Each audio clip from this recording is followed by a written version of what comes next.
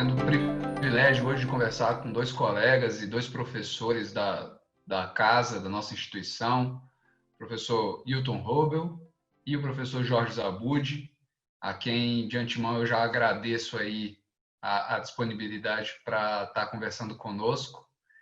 Antes de passar a palavra a eles para fazerem essa saudação inicial, eu queria eu imagino que talvez a maioria, se não todos, já tenham tido a oportunidade de assistir a outros painéis desse nosso projeto, que é o Open Week do mestrado, mas sem prejuízo disso, eu me permito repisar para aqueles que já têm essas informações, ou de apresentar a ideia para aqueles que estão assistindo numa primeira vez. Essa ideia toda do nosso projeto, do Open Week do mestrado, é a de trocar informações, é a de tirar dúvidas, prestar esclarecimentos, enfim. É uma oportunidade em que a instituição se abre para que vocês possam nos conhecer melhor e também para que nós possamos conhecê-los, né? Então, acho que é uma iniciativa absolutamente bem-vinda, saudável, de transparência, até para que todos nós saibamos bem no que estamos nos metendo, né, professores? Então, acho que é um projeto bem bacana e eu estou muito feliz de poder participar. Espero que seja muito proveitoso para todos nós. Feita essa colocação inicial, queria passar a palavra para os professores Hilton e Jorge para que também deem o seu boa noite aí para o pessoal. Por favor, fiquem à vontade. Então, boa noite, Guilherme. Boa noite, Jorge. É uma satisfação estar aí com os colegas. Eu dou aula aí no nosso programa de mestrado e doutorado. Meu nome é Hilton Robel, eu sou professor de DP da Federal do Paraná. Minha área de atuação aí é no direito constitucional. As três grandes áreas: direitos fundamentais, teoria do Estado, né? O Estado, a questão da administração pública, mas também o federalismo e questões de processo constitucional, né? O craque do processo constitucional da casa é o nosso Jorge Zabud, né? Mas eu também tenho escrito e tenho atuado nessa matéria aí de processo constitucional. Então, é uma alegria estar aí com vocês para poder conversar um pouco, né? Conhecer mais aí vocês que têm interesse. Sexta-feira à noite, participando disso aí, porque tem interesse mesmo, né? E só funciona o mestrado e doutorado quando, né, os mestrandos e doutorandos se comprometem em, né, sexta-noite, final de semana, não é isso? Tá se dedicando, né? Como vocês sabem, o nosso curso, se não sabem quanto eu, né? O nosso curso de mestrado e doutorado, ele possui disciplinas durante a semana, né? Eu mesmo, né, ministrei em alguns anos disciplina, por exemplo, quinta de manhã, às vezes quinta à noite. Em virtude da pandemia, eu ministrei a disciplina de Teoria do Estado e Direitos Fundamentais agora no primeiro semestre, na sexta tarde, né? Então, o nosso programa muitas vezes concentra aulas, não é isso? Sexta-feira, sábado, né? Ou seja, né, você tá sabendo que você vai ter um compromisso, né? Enquanto as outras pessoas vão estar fazendo outras coisas, você vai estar conosco. Obviamente que para quem faz mestrado e doutorado, isso é muito prazeroso, poder conversar com o professor Jorge Zabud, poder conversar com grandes professores, né, do Brasil inteiro, que o nosso programa tem essa pegada, né? Nós temos professores de formação do Brasil inteiro. Então, a minha formação, eu fiz mestrado e doutorado na Federal do Paraná, fiz meu pós-doutorado com o professor Ingo Sarlet, na PUC do Rio Grande do Sul, né? O professor Jorge é mais uma pegada lá da PUC de São Paulo. Nós temos professores, né, com formações variadas de grandes escolas do direito de todo o Brasil, né? Então, esse é um dos nossos diferenciais. Então, fica aí primeiro meu boa noite, parabenizando vocês que estão aí na sexta. E é isso. Jorge, o que você tem a dizer para a gente, hein? Bom, dar uma boa noite oficial a todos os candidatos e as candidatas que estiverem aí assistindo a gente. Satisfação reencontrar meus amigos, o Hilton, o Pupi, e dizer o seguinte, corroboro tudo que o Hilton falou, daria para a gente, apesar de a gente ser suspeito, daria para a gente falar corpo docente do IDP ele é cosmopolita, no sentido intelectual, né, se a gente puder utilizar essa palavra para essa finalidade. Eu sou professor de processo civil, concursado na PUC São Paulo, e professor de Direito Constitucional / Processo Constitucional no mestrado e doutorado do IDP, é a minha área de atuação.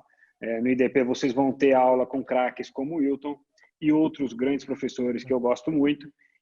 O IDP, a gente tem, eu acho que o Wilton vai confirmar o que eu vou dizer agora, eu tenho toda a liberdade para montar meu conteúdo programático dentro da minha área de pesquisa.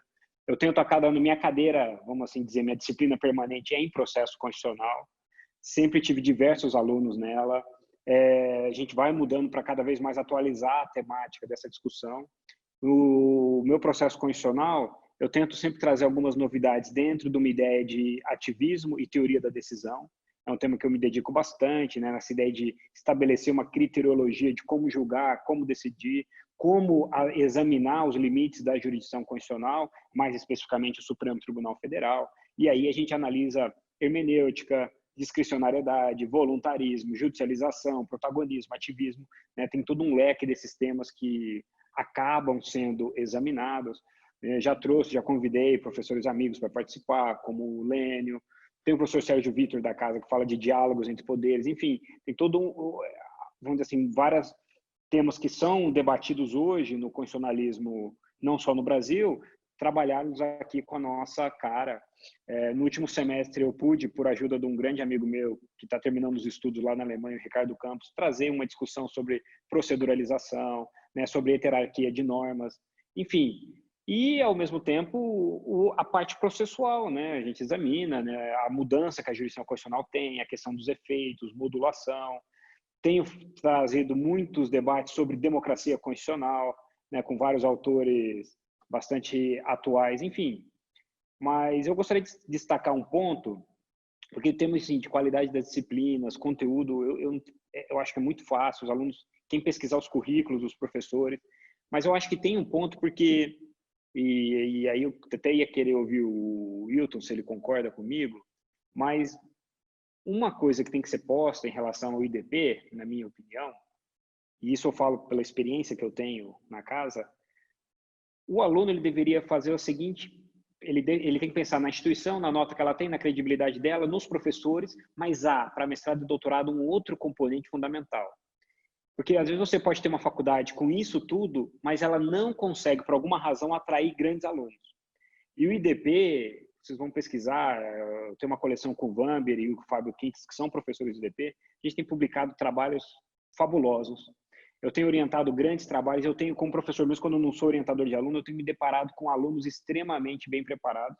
O Guilherme Pupo, que está aqui, é um dos exemplos, é um baita aluno, é um aluno que você não vai encontrar, é um aluno de doutorado, mas você não vai encontrar facilmente em qualquer programa de doutorado no Brasil. E o aluno, quando ele tem uma turma que eleva a qualidade, né, boa parte das minhas produções acadêmicas são com os alunos que se tornaram meus amigos quando eu era aluno, enfim, o referencial teórico, os debates, isso muda muito a qualidade do mestrado e do doutorado, você conviver com pessoas bem-sucedidas, com bons advogados, bons juízes, bons promotores, bons professores, ou um pouco de cada uma dessas coisas. Isso, para mim, é um ponto muito importante. Assim, eu sou convidado em vários programas, mas no IDP eu vejo um material humano de muita qualidade. Assim. Isso anima o professor a dar melhores aulas, a se atualizar cada vez mais e permite que a gente consiga trazer temas cada vez mais complexos, porque se a turma não acompanha a complexidade do tema, a gente tem que suspender e recuar. Mas quando a gente percebe que essa turma corresponde, e enfim, a gente consegue fazer aumentar a complexidade teórica da aula, e eu acho isso bastante relevante, porque isso reflete na elaboração de mestrados e doutorados sobre temas mais complexos. Eu acho que numa primeira fala esse seria o meu primeiro recado. Legal, corrobora aí que o Jorge falou. O que acontece é o seguinte, nós professores do mestrado e doutorado é bem diferente da graduação, né? A graduação já deveria ser mais dialógica, interativa, problemática, e muitas vezes não é, né? Agora, o mestrado e doutorado, ele pressupõe, não é isso? Uma conversa maior, um diálogo maior entre os professores e os alunos, porque os alunos não são, né? São pessoas formadas, muitas delas bastante gabaritadas, né, isso, que tem toda a condição de trazer né, interagir bem com os temas que nós estamos fazendo. Isso que o Jorge falou é verdade. A gente tem turmas que, em geral, são ou alunos mais novos, né, mas muito dedicados em relação às leituras, em relação ao seu papel, mas nós temos muitos profissionais já destacados, né?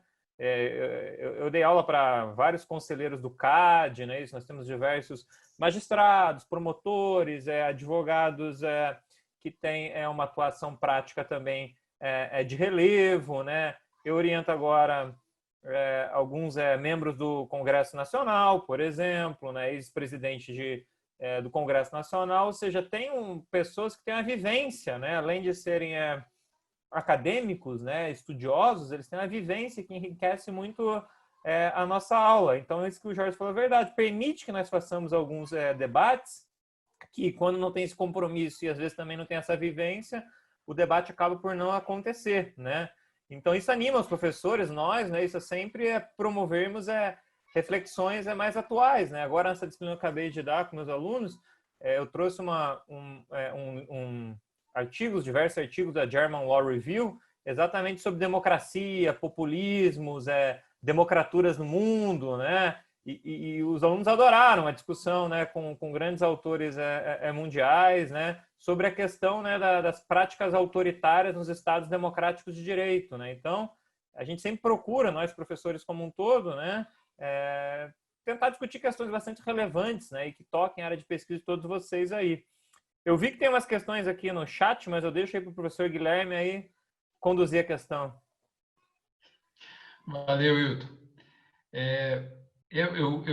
Eu ia fazer isso mesmo. Eu vou, só para não deixar passar e nem acumular, eu vou pegar aqui algumas manifestações que a gente já tem no chat, e aí depois eu vou tomar a liberdade de dar um pouco do meu testemunho sobre o programa, sem prejuízo de depois voltar aos professores para a gente aprofundar aí algumas coisas que vocês já puderam pincelar aí nessa manifestação inicial.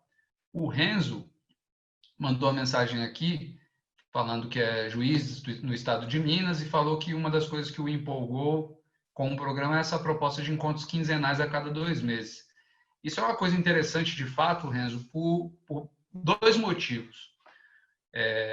Primeiro, como os próprios professores falaram há pouco, a gente tem um corpo discente muito vivo e muito ativo e muito heterogêneo também. E essa diversidade no corpo discente, que eu acho que é um dos grandes predicados do programa, me impressionou muito. E aí depois eu vou contar um pouco da minha história, que ela se inicia lá de trás, no IDP, mas me impressionou muito o engajamento dos alunos. Sobretudo no mestrado, a gente tinha aulas em que elas acabavam sendo dadas pelos alunos, porque o debate ele acabava encampando a própria aula e o professor se tornava quase que um mediador, conduzindo, fomentando, claro, mas fica muito mais dinâmico e claro, quando você convive com diferentes perspectivas, você acaba enriquecendo qualquer que seja a análise que você faça. E por que eu estou falando isso? Porque um dos benefícios de a gente ter essa periodicidade mais flexível nas aulas é a facilidade para a gente ter alunos de outros estados. Tanto no mestrado quanto no doutorado, a gente tinha um número bastante considerável, tem um número bastante considerável de alunos do norte, do nordeste, do sudeste, inclusive, mais próximo aqui de Brasília, Goiânia também. Então, a gente acaba ouvindo as experiências de vida e como um determinado tema, um mesmo tema, tem sido endereçado em diferentes partes do país. E acaba convivendo também com diferentes referenciais teóricos, professores de outros lugares, enfim. Então, esse é um ponto muito interessante, de fato, que você traz.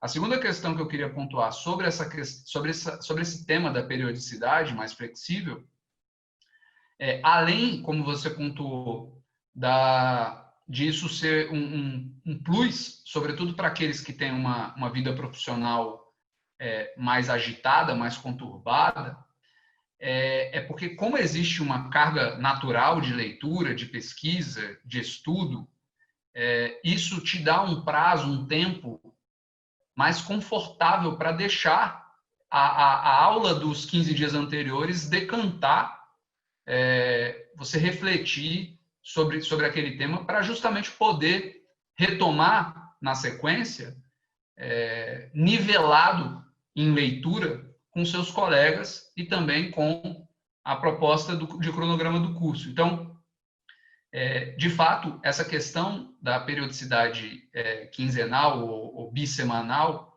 ela facilita bastante e eu acho que vale a gente enaltecer ela sobre esses dois pontos. Primeiro, como ela viabiliza a vinda de alunos de outras unidades da federação e como ela se encaixa mais facilmente àqueles que têm uma rotina mais atribulada, para poder também permitir que eles aproveitem o curso o máximo possível, né? Um segundo ponto aqui, o Renzo de novo fala que ele apresentou o pré-projeto dele na área de judicialização da saúde, e como ele é magistrado, eu imagino que seja um tema bastante palpitante com o qual ele depare aí na atividade judicante dele, ainda mais no contexto atual. A gente teve recentemente uma disciplina no mestrado e no doutorado, dada em conjunto pelo desembargador Roberto Freitas e pelo defensor aqui do Distrito Federal, o Ramiro, que inclusive no ano passado ou retrasado ganhou o prêmio CAPES de tese de doutorado, e a área de pesquisa deles é exatamente judicialização da saúde. Acho que vale você dar uma pesquisada neles dois, porque são dois grandes nomes, reconhecidos nacionalmente, e que podem, inclusive, vir a ser seus orientadores, ou seu orientador, um deles. São dois grandes caras, a disciplina foi muito produtiva, foi bastante interessante. O Rodrigo Jorge, ele pergunta aqui se você dá aula também no mestrado profissional em São Paulo. Eu não tenho essa informação, ainda que tivesse, a pergunta é para você, então diga lá. A gente estava quase definindo isso, provavelmente sim, é que aí aconteceu que essa situação atual a gente não conseguiu organizar essa parte, mas muito provavelmente sim, muito provavelmente sim.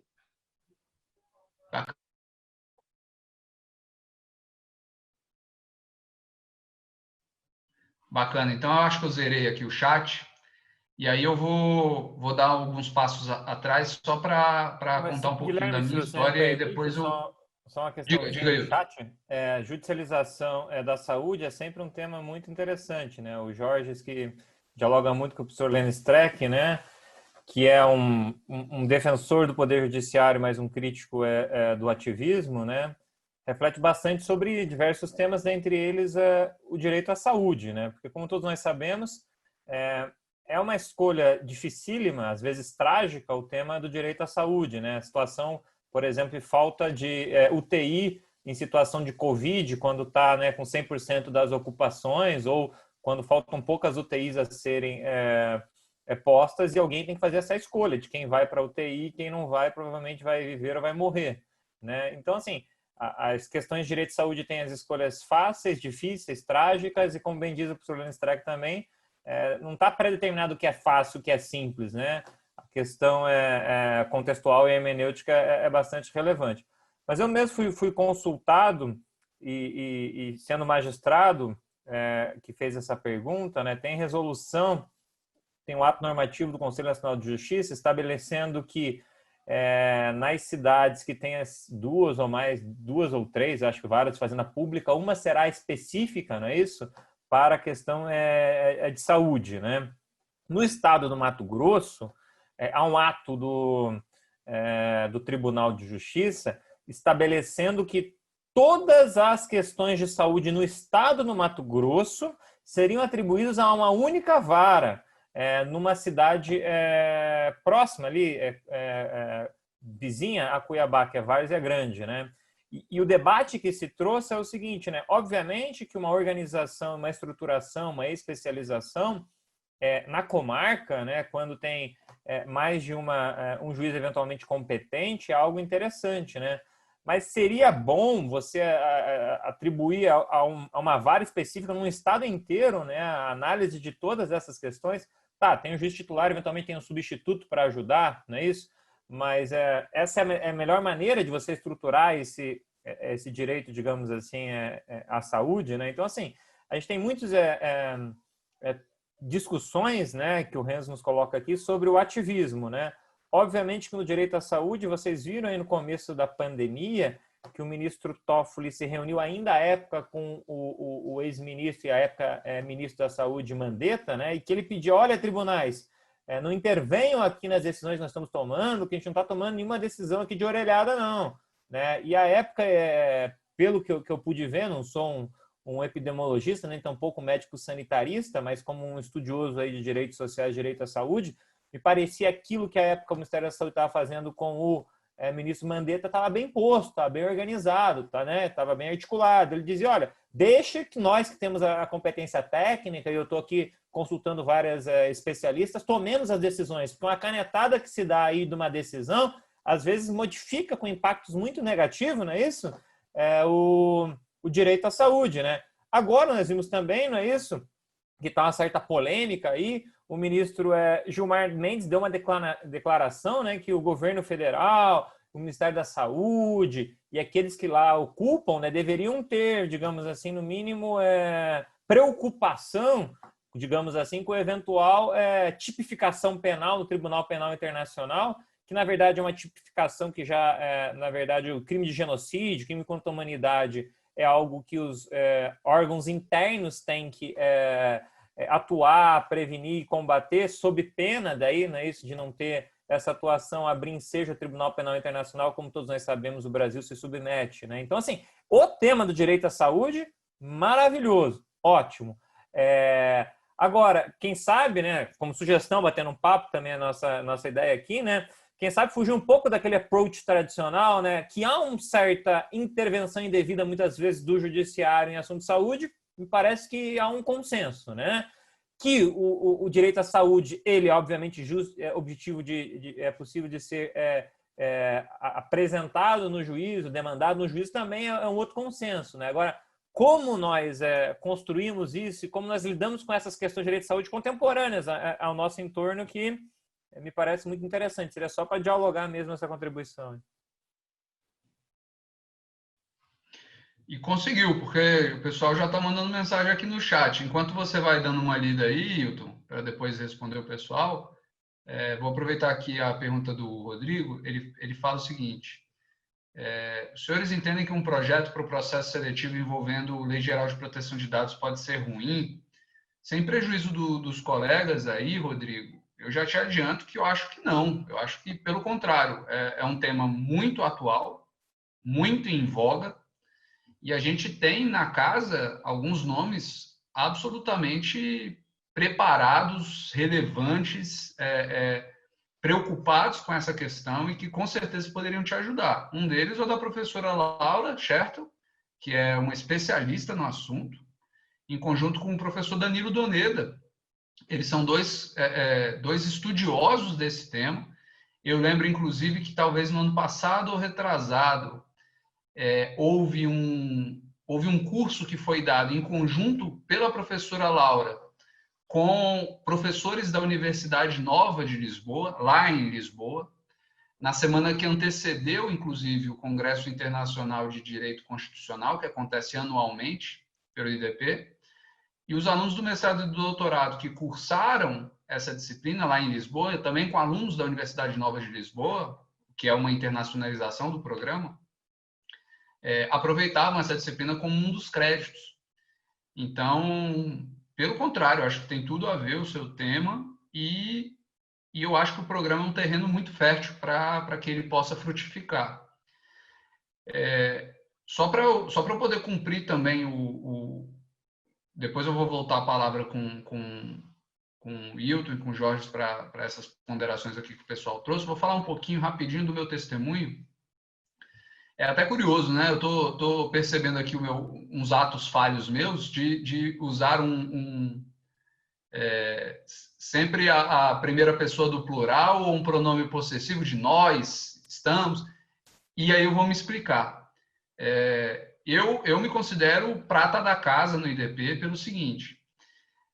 Em 2009, eu fiz um concurso de bolsa, acho que hoje nem existe mais, mas na época ainda tinha, para a terceira ou quarta turma de pós-graduação em Direito Constitucional. E aí eu fiquei em segundo lugar e consegui uma bolsa de 50%. Eu tinha acabado de sair da graduação, queria continuar estudando, tinha pretensão de continuar estudando, Direito Constitucional era a minha matéria preferida. E aí eu estava naquelas, tinha acabado de me formar, o escritório que ia me efetivar acabou fechando, e aí estou buscando uma colocação no mercado de trabalho, nada melhor do que eu me qualificar, continuar estudando. E aí fiz esse concurso, passei e entrei no IDP para cursar após de Direito Constitucional, exatamente no período em que o ministro Gilmar era presidente do Supremo Tribunal Federal. Então, de um dia para o outro, eu estava cursando uma pós-graduação na disciplina que eu mais gosto, que é Constitucional, com o então presidente do Supremo. Eu fiquei assim, extasiado, né? E muito impressionado. Me empolguei muito, produzi muito artigo nessa época. Tudo que era trabalho de conclusão de disciplina eu transformava em artigo. Porque eu cheguei a cogitar ir para o mestrado direto, mas eu tive a impressão, e hoje eu considero que ela foi acertada, de que eu podia estar queimando etapa indo muito cedo para o mestrado e, eventualmente, não aproveitando tudo que um programa de mestrado poderia me oferecer. Então, eu quis fazer a pós, fiz esse concurso para a Bolsa, fiz a pós lá e fiquei assim, encantado com a instituição, com essas questões que eu trouxe para vocês, a qualificação, sobretudo, do corpo discente, que participava demais, muito ativo. Até hoje, eu tenho grandes amigos da turma da especialização. E aí, assim que eu terminei isso, eu falei, vou continuar no mestrado. E eu não pensei duas vezes. Eu emendei a pós-graduação no mestrado, no próprio IDP. Em 2011, eu me candidatei ao mestrado. O meu tema era a função política da jurisdição constitucional. Inicialmente era esse o tema, depois foi sendo lapidado. E aí, cursei, defendi em 2012, lancei como livro em 2013. Foi muito interessante perceber a mudança de nível da pós para o mestrado. O mestrado era bem mais pesado, assim, era a carga de leitura, de pesquisa é exigente, mas eu acho que é o que eu acho que é o que todo mundo busca. Eu acho que a partir do momento que alguém se interesse por um mestrado, talvez a maior preocupação não seja, nossa, será que vai ser muita coisa? Eu acho que o medo é de ser aquém das nossas expectativas.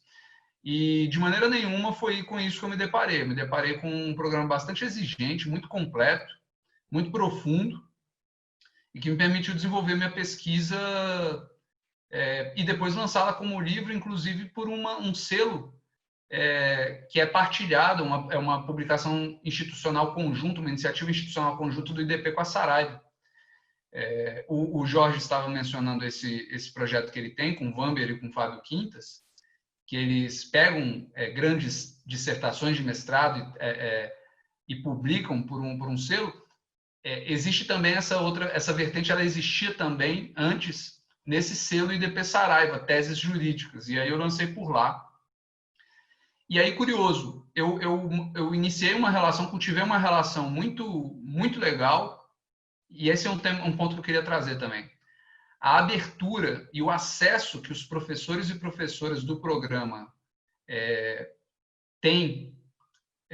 se permitem para com os estudantes é um negócio fantástico. O Jorge estava falando aí há pouco, ele trouxe a informação de que ele é meu orientador, e de fato, eu lembro quando eu fui pedir para o Jorge se aceitasse meu orientador, eu só o conhecia mesmo academicamente, como uma referência e tal. Mas de lá para cá a gente teve a oportunidade de cultivar mesmo uma amizade respeitosa, uma admiração assim recíproca e que só aumentou pelo convívio, muito por conta dessa abertura, por conta desse acesso, um cara super humilde, generoso. Tem aquela piada um pouco que a gente conta, né? O orientador, quando não atrapalha, já está ajudando. isso é uma mentira, é uma bravata. Eu já tive a oportunidade de mandar alguns capítulos para o Jorge. Como orientador, é um cara que corrige, inclusive, vírgula. Então, é uma orientação de fato, não é uma orientação aparente, né? E todas as orientações que eu pude ter nos 3 trabalhos acadêmicos que eu tenho desenvolvido no IDP, seja no TCC da pós, seja na dissertação de mestrado. O TCC da pós foi com o então professor Inocêncio Martins Coelho, na dissertação de mestrado o professor Paulo Gonet Branco, e agora no doutorado com o professor Jorge Zabud. E todos, de fato, foram, na acepção da palavra e com O maiúsculo, orientadores. No caso do Jorge, está sendo, né? Isso foi algo que me impressionou muito, essa abertura do corpo docente. E aí, por conta dessas relações que eu pude cultivar quando aluno, o IDP, em 2012, mais ou menos, 2013, logo ali quando eu concluí o mestrado, abriu a graduação, e aí eu fui chamado para ser professor na graduação, depois virei professor também da pós-graduação, lato sensu, e estou lá agora há 7 anos já, lecionando no IDP. E aí, quando abriu o doutorado no ano passado, não tinha muito o que pensar. Eu cheguei a cogitar, poxa, mas será fazer especialização, mestrado e doutorado na mesma instituição? Mas eu peguei alguns exemplos, por exemplo, o professor Nery, com quem o Jorge trabalha, que é um puro sangue da PUC, e tantos outros nomes importantes que conseguiram cravar, fincar raízes e nem por isso se privar de diversificar a sua pesquisa numa mesma instituição. E aí valeu aquela máxima, né? Time que está ganhando, eu acho que não tem que se mexer mesmo. E aí eu não me arrependo nem um segundo de ter seguido no programa lá no IDP. Então, muito resumidamente, lá se vão 11 anos de instituição. Por isso eu acho até que eles me convidaram, porque eu tenho uma vida aí já junto ao IDP e alguma base para poder falar para vocês aqui as boas, as positivas experiências que eu pude ter e cultivar lá com eles. Né? O Maurício, inclusive, está falando aí, professor Guilherme, sou assíduo leitor da série sobre improbidade administrativa no Conjur. Pô, que legal, Maurício. Você vê uma coisa interessante, eu comecei no Constitucional, foi a minha área do mestrado, é a minha área mais ou menos no doutorado, junto com Teoria Geral do Direito, mas eu migrei para a parte de Direito Processual Civil, que é onde eu leciono, é o que eu leciono na graduação, e também por ser advogado, acho que dá uma capilaridade. E aí, mais recentemente, eu resgatei uma paixão minha também, que é o direito administrativo, para me aventurar aí por essa parte da improbidade. Então, fico muito contente com a sua mensagem. Continue lendo. Por conta de vocês que a gente produz aí semanalmente os textos. E em breve a gente deve soltar o livro. Gente, o Hilton, o Jorge, querem trazer algum dado aí? Porque eu tô longe de ser a estrela da noite, pô. Tô falando demais. Tem perguntas legais ali, acho que o Jorge pode responder ali, se começar, sobre diferença entre mestrado profissional e acadêmico, né? Porque os alunos aqui, nós no IDP temos o mestrado profissional e o acadêmico, né? E, obviamente, tem algumas diferenças. Os dois estão de grande qualidade, mas, Jorge, pode falar um pouquinho sobre isso? Posso.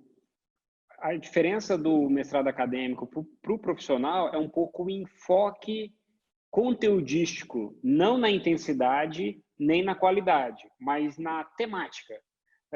Então, muitas vezes, o mestrado acadêmico, e aí não é a ideia do mestrado acadêmico, é formar você exigir uma pesquisa, um aprofundamento dogmático, uma pesquisa teórica, algo que vá ali nas raízes da compreensão de determinados temas. O que em nenhum momento impede que você faça isso analisando um tema prático, por exemplo, um tema do dia a dia, modulação de efeitos. Né? Um exemplo assim, atual e contemporâneo. O mestrado, vamos dizer assim, profissional, ele busca contribuir numa excelência para um saber prático. Não significa que ele não tem uma dimensão teórica, mas significa que quem vai para um mestrado profissional, ele vai encontrar a maior parte das disciplinas dele com conteúdo voltado para esse saber prático. Então, vou dar um exemplo, algumas matérias que eu tenho. Então, por exemplo, no mestrado acadêmico, minha cadeira de processo constitucional, ela tem algumas aulas extremamente teóricas. Claro que, como diria Pons de Miranda, nada mais prático que uma boa teoria, né? O mundo se conversa. Mas ali você vai ter, vou trazer autores alemães, autores americanos, debatendo temas da teoria para a gente tentar fazer essa discussão na realidade brasileira. Quando eu leciono uma disciplina minha num mestrado profissional, eu vou enfocar mais a partir da jurisdição constitucional do Supremo. Então, repercussão geral, o impacto disso, a judicialização no aspecto nas áreas de regulamentação. Então, e aí você tem algumas diferenças depois de carga horária que eu não tenho como determinar, eu não vou arriscar explicar que eu não sei bem essa diferença. Mas é um pouco isso. Então, quando você vai escolher suas disciplinas no mestrado profissional, a chance de encontrar leques de saber prático maior, ou seja, aquele tema na jurisprudência do STJ, como o CAD tem enfrentado, você vai encontrar temas mais do dia a dia voltados para aquilo que é o saber prático da advocacia, do Ministério Público e da Judicatura. No mestrado acadêmico, você tem essas disciplinas também, mas você tem um leque, um range maior, em que você encontrará disciplinas ou disciplinas práticas com alguns itens mais teóricos, né, ou disciplinas claramente voltadas para um saber mais teórico. Então, você tem essa...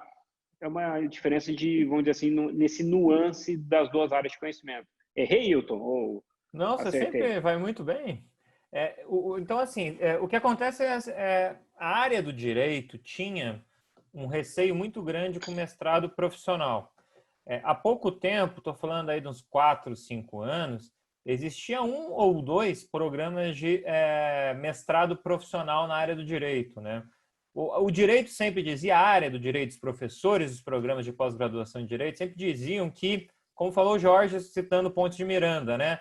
Nada mais prático que uma boa teoria. Então, nós vemos grandes discussões jurídicas que têm por trás delas um efeito prático gigantesco, né? Conceitos teóricos, né? Que tem que ser bem debatidos, trabalhados, compreendidos, né? Isso para a sua incidência. O professor Guilherme escreve belos textos sobre improbidade, né? Na lei de improbidade fala-se muito o que lá, né? Sobre violação dos princípios da administração pública, né? Se você não aplicar isso corretamente, você faz uma catástrofe na gestão da administração pública e na vida de pessoas que de boa fé atuam, né, em virtude de uma interpretação absolutamente equivocada desses conceitos, né, da técnica de decisão. Então, nesse sentido, a área não conseguia compreender bem por que precisa de mestrado profissional no direito se a teoria que se faz no direito não é uma teoria assim porque se quer fazer, é porque ela vai ter um efeito na prática. Com o tempo, foi bem isso que o professor Jorge colocou, se entendeu então que não quer dizer que o mestrado acadêmico não tenha discussão prática, que ele tem, mas o profissional ele vai tentar estabelecer um diálogo com o saber prático e ofertar, digamos assim, produtos, né, digamos, das construções e reflexões que tem, que vão ser um pouco diferente desse modelo, digamos assim, mais tradicional do perfil jurídico, né? Então, o mestrado acadêmico e o profissional não é que um é lado A e o outro é lado B, né? É que um tenta, como se fosse mais assim, entregar mais projetos, estudos de casos, né? O impacto nesse sentido. E o outro acadêmico não é um acadêmico desprendido da realidade, né? Então, é mais o enfoque que vai dar mesmo, né? Levando em conta mais a experiência e uma aplicabilidade refletida, mas um pouco mais imediata, digamos assim, das questões, né? E no IDP, os dois são de muita qualidade, mas o enfoque é bem diferente, né? Nós temos alguns professores que dão aula no acadêmico e no profissional, né? Mas a gente tem uma construção dos dois um pouco diferenciada na carga horária e digamos assim, na abordagem. Sobre o chat ali, sobre a questão de concentrar tudo numa única vara lá no Mato Grosso, quando eu fui consultado e respondi o parecer aos quesitos, eu falei que o maior argumento para atacar a inconstitucionalidade disso seria exatamente o quê? A ausência de eficiência em muitas situações, como agora, né? Com o Covid todo mundo está precisando e a estrutura não dá conta. Se eu tenho diversos juízes competentes, diversas varas competentes, eu tenho mais estrutura para eventualmente dar conta sobre isso. Então, eu concordo em relação a isso. Vi que o Maurício também nos colocou aqui uma questão sobre que ele, no projeto de pesquisa dele, está refletindo sobre concretização dos princípios constitucionais no âmbito do contencioso administrativo, né? A questão do constitucional e do administrativo, ela é muito interessante. Eu publiquei com o professor Paulo Gonet um artigo na última revista da Unicuritiba, que é uma revista que vocês que estão nessa área aí, nós professores temos que publicar e publicar em locais de qualidade. Tem toda uma discussão, né, se é correto ficar exigindo que os professores publiquem muito em revistas que nós chamamos do extrato A, né? Mas é uma norma que existe, que nós temos que publicar em revistas de extrato A. Essa é uma revista de extrato A que eu e o professor Paulo Gonet discutimos exatamente um tema que na Alemanha, em Portugal, Itália, Brasil se discute muito, é a possibilidade de, no contencioso administrativo, se afastar a aplicabilidade de uma lei pelo aquele que está no contencioso administrativo, pelo administrador, por o julgador administrativo, e entender que a lei é inconstitucional, né? Então, o que acontece? Os portugueses majoritariamente rechaçam isso. Eles dizem, olha, a gente tem tribunal constitucional, né? Tem possibilidades diversas de chegar ao tribunal constitucional, né? Por que nós vamos dar poder ao administrador? Estar vinculado à Constituição não quer dizer que todo mundo pode fazer controle de constitucionalidade, né?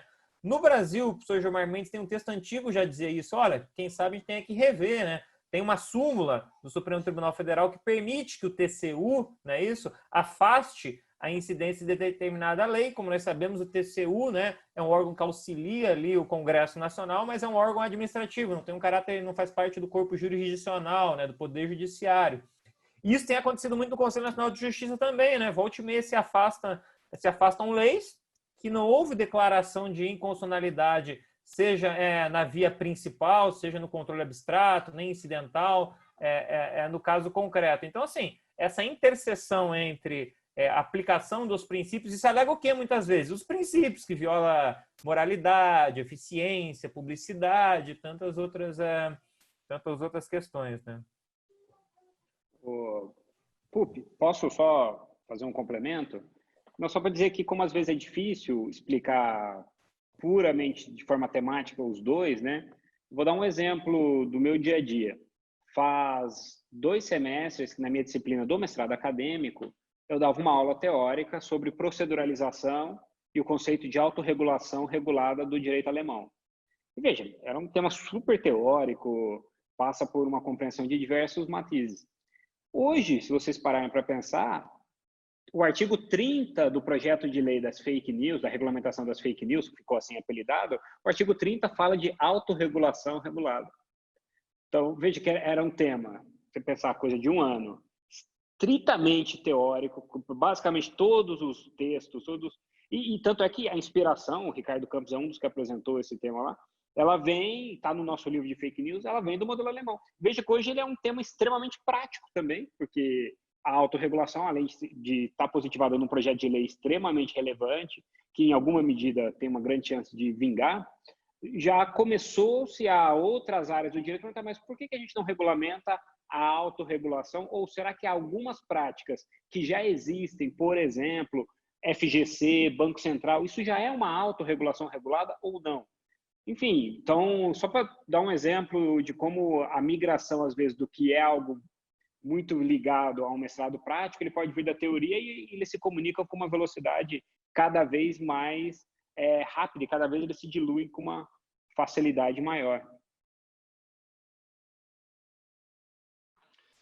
Bacana.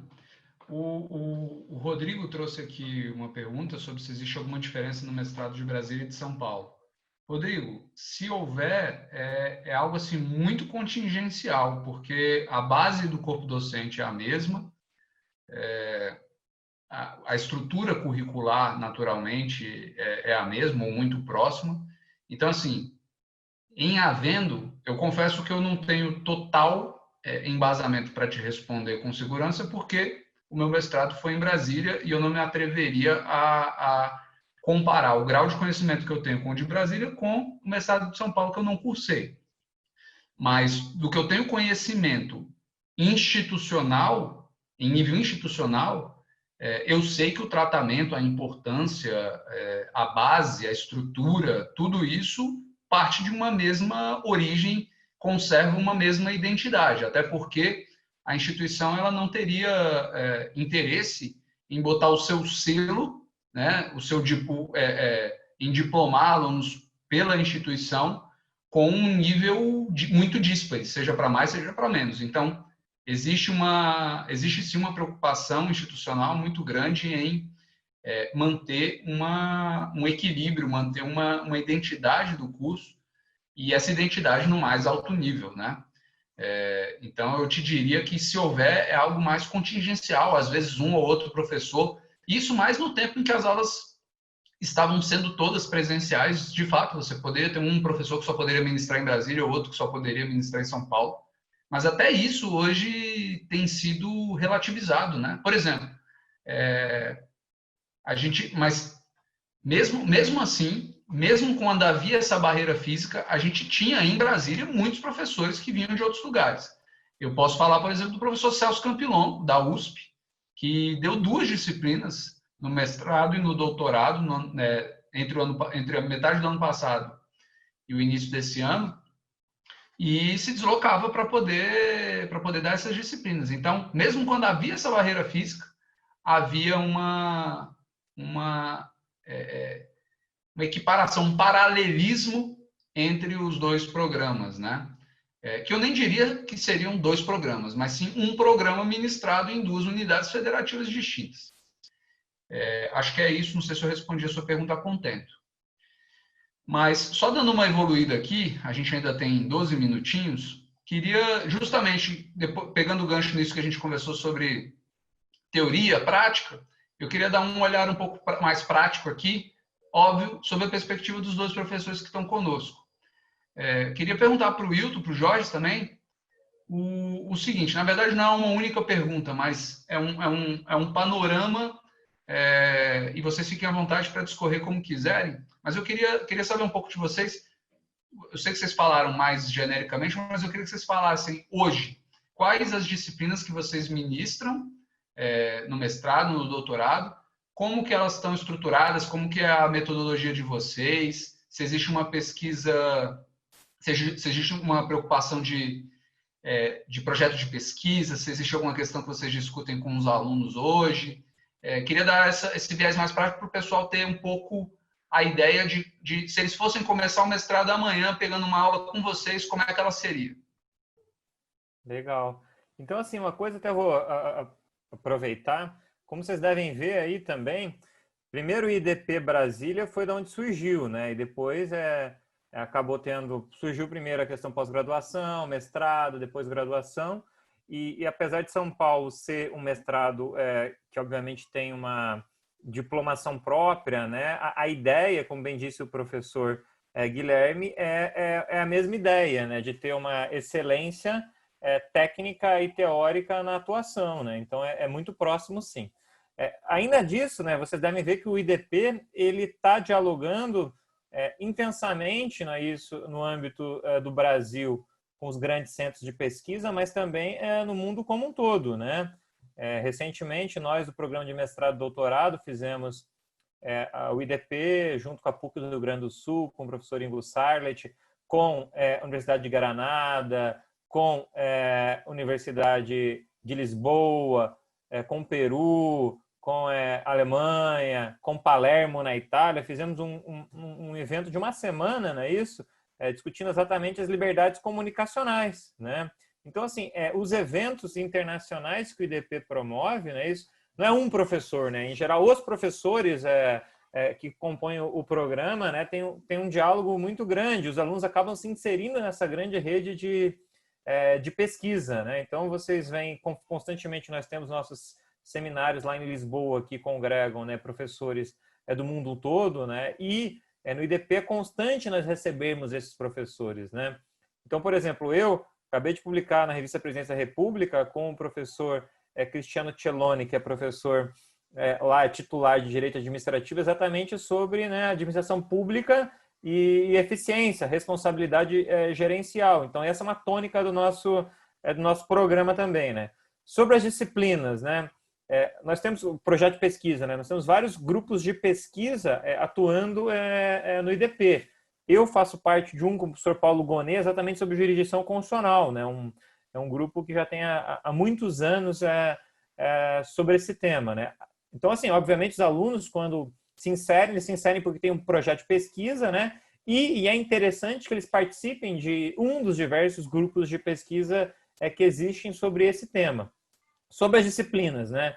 Eu tradicionalmente ministro, em geral, ou jurisdição constitucional, né? É uma discussão teórica sobre, né, quem, como, por que, em que medida deve fazer o controle de constitucionalidade, por que, em que medida isso foi atribuído aos juízes, né, não apenas a eles, mas o controle de constitucionalidade, um dos guardiões da Constituição é o Poder Judiciário, e como isso funciona no Brasil e como isso funciona no mundo, né? Além de ter umas reflexões, não é só, obviamente, a parte teórica sobre isso, né? Por exemplo, quem controla os controladores, né? Qual é o limite da atuação do controle judicial de constitucionalidade, mas também a discussão prática, né? Em relação, por exemplo, né, ao microsistema de processo constitucional ou do sistema de controle de constitucionalidade na sua vertente abstrata, temas de repercussão geral, né? E agora, no primeiro semestre, eu ministrei a cadeira de Teoria do Estado e Direitos Fundamentais, que também foi bastante interessante, tentando mesclar, por exemplo, autores clássicos, como Peter Heberle, que tem um livro que eu gosto muito, que é A Liberdade no Estado Constitucional, que é, na verdade, um livro que mescla textos importantes do Peter Heberle, que é um professor que o IDP também tem uma relação muito profícua com os diversos acadêmicos, né, que dialogam e dialogaram com o professor Peter Heberle, né? Então, a gente vai desde esse livro clássico do Peter Heberle, discussões contemporâneas sobre a questão da máxima da proporcionalidade, proteção insuficiente dos direitos fundamentais, a aplicação horizontal, a eficácia irradiante, e temas de teoria do Estado, né? Que a disciplina era uma disciplina básica de teoria do Estado e direitos fundamentais, com a questão dos novos regimes autoritários, né? Do populismo, né? Então, basicamente, as disciplinas que eu ministro aí são jurisdição constitucional e teoria do Estado e direitos fundamentais. Eu, basicamente, leciono a disciplina minha de processo constitucional.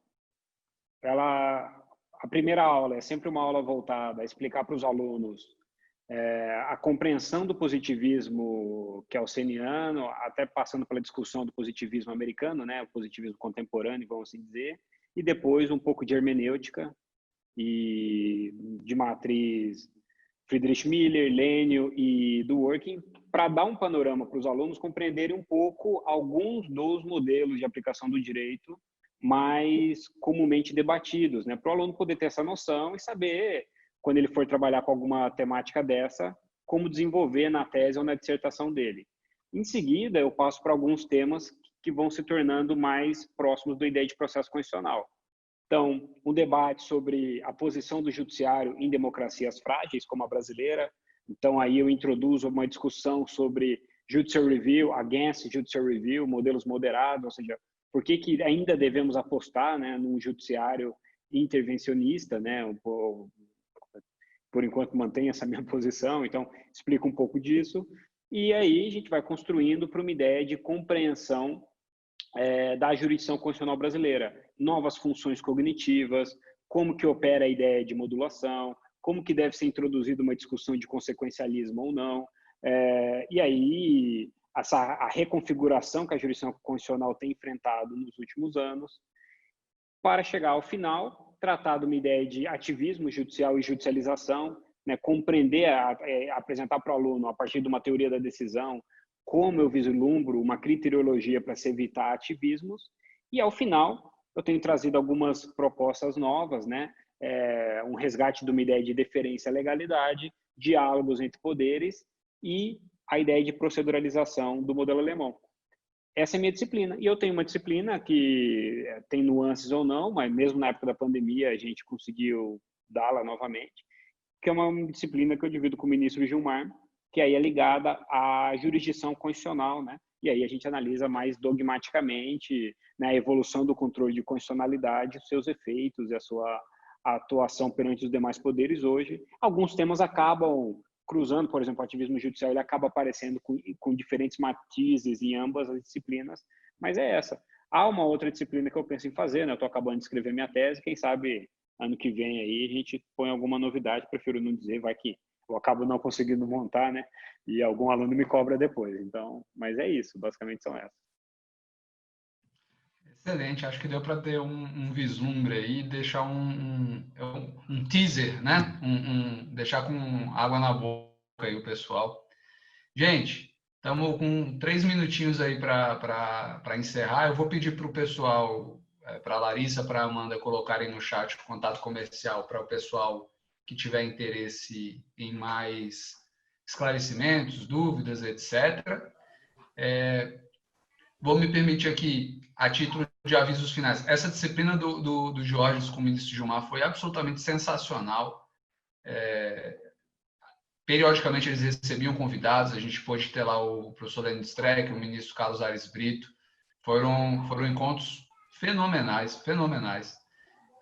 E também vou fazer uma propaganda, já que o Jorge não fez, quem aí tiver interesse em fazer o mestrado e cursar a disciplina do professor Jorge, que ele falou, processo constitucional, já está aí no ar a 4ª edição do livro dele, sobre processo constitucional, livraço.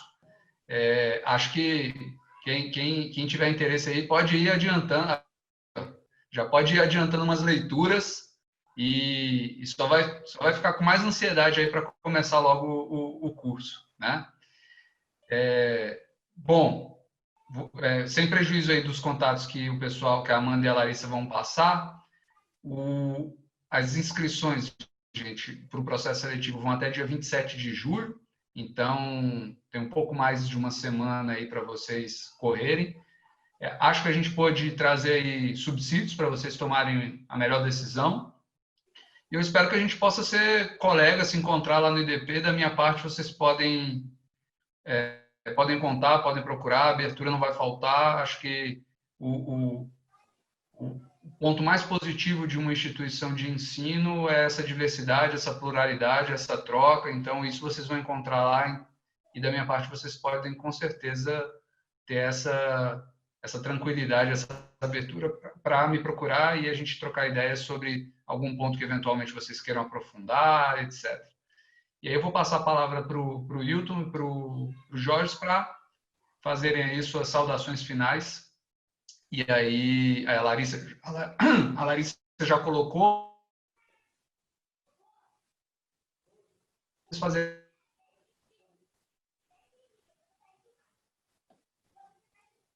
Acho que o professor Guilherme deu uma travadinha aí. Deu uma travada aí. Deu uma travada.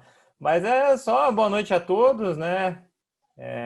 Caso vocês façam e sejam aprovados no nosso processo seletivo, assim, a gente dá aula primeiro que a gente posta, e dá aula no IDP porque é uma instituição de qualidade, né? Porque, assim, eu e o Jorge, a gente não ia perder, com todo respeito, nosso tempo dando aula num lugar que não fosse de qualidade e não fosse com bons alunos, entendeu? Então, quando a gente dá aula, tá aqui com vocês sexta-noite, né? Quando a gente dá aula sábado à tarde, é porque a gente acredita no projeto e os alunos são muito bons, entendeu? Então, eu tenho certeza que quem ingressar vai gostar bastante aí do curso. É isso, então. Da minha parte, boa noite a todos e até breve. Espero vê-los no nosso mestrado, no nosso doutorado.